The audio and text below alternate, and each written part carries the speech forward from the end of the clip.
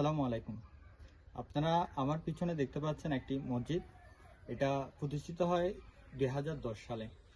তো রাসূল পাকের হাদিস আছে, বুখারী এবং মুসলিম সহ অন্যান্য হাদিস আছে যে আমার একটি ঘর আল্লাহর সন্তুষ্টির জন্য তৈরি করে দিল, আল্লাহ তার জন্য জান্নাতে একটি ঘর নির্মাণ করবেন। তো এই হাদিস অনুসারে বাদশাহ হারুনুর রশিদ একদিন নিয়ত করলো যে তিনি একটি নিজের যেই সামর্থ্য আছে ওই অনুযায়ী একটি মসজিদ নির্মাণ করবেন।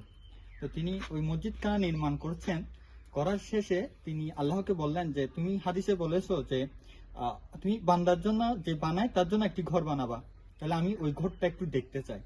বাদশাহ হারুনুর রশিদ ওই রাতে ঘুম গেলেন এবং আল্লাহ পাক তাকে ওই জান্নাতে যে ঘর আছে সেটি দেখাচ্ছেন।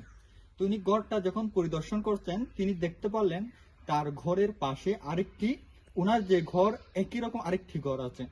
তখন আল্লাহর কাছে তিনি জিজ্ঞেস করলেন যে আমার ঘরের মতো আরেকটি ঘর এটি কার? তখন ওই ঘরের সামনে একজন দারোয়ান ছিল। তখন বলল তুমি ওই উনার থেকে জিজ্ঞেস করো। যখন বাদশাহ হারুনুর রশিদ ওই ঘরের মধ্যে ঢুকতে যাবে তখন ওই দারোয়ান বাধা দিচ্ছে যে তুমি এখানে ঢুকিও না। তখন জিজ্ঞেস করলো তুমি কে? তখন ওই ব্যক্তি বলল আমি ওই ব্যক্তি, তুমি যখন ঘর বানাচ্ছিলে আল্লাহর, তখন আমি আমার ঘরের জন্য ইট এনেছিলাম, তোমার পাথরের মতো দেখতে কিছু ইট আমিও নিজের ঘরের জন্য এনেছিলাম, কিন্তু তুমি বলেছিলে তুমি সবগুলা খরচ নিজের পকেট থেকে দিবে, কিন্তু আমাদের কারো ওখানে শরিক নাও নাই, যার কারণে আমি রাতের বেলায় আমার ওই বাসা থেকে 2খানা ইট এনে ওখানে দিয়েছিলাম। ওই কারণে আল্লাহ পাক তোমার মতো দেখতে আমার জন্য একটি জান্নাতে ঘর নির্মাণ করেছেন। সুবহানাল্লাহ। তো এই সম্পর্কে আমরা যদি দেখতে যাই, এটা হচ্ছে একটি আল্লাহর ঘর। এটি আজ তৈরি হয়ে 15 বছর পরে আছে এভাবে। তো এটার যে বাস্তব এখন যে কাজ ধরা হচ্ছে, আপনারা চাইলে আল্লাহর সন্তুষ্টি অর্জনের লক্ষ্যে এটির এই সহযোগিতা করবেন।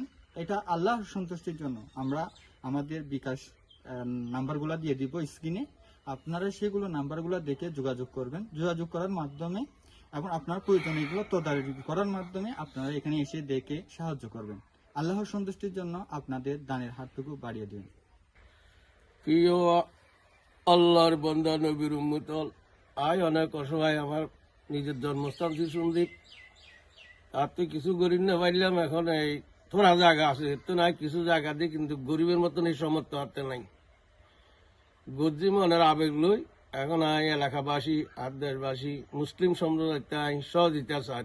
আল্লাহর ঘর খান গরিবের একখান উদ্দেশ্য আল্লাহ ফাঁকা, আর যদি ওনারা দানের হাত বাড়ে যান তাহলে আই কাজকান করে যদি দুর্নীতি যাইতে আই একখান সন্তুষ্ট হইলাম এবং আল্লাহর কাছে করতে যে মার এলাকাবাসী আর দেশবাসী আরো সহযোগিতা করছি ইনশাআল্লাহ। আর কাজ সম্পূর্ণ করছি।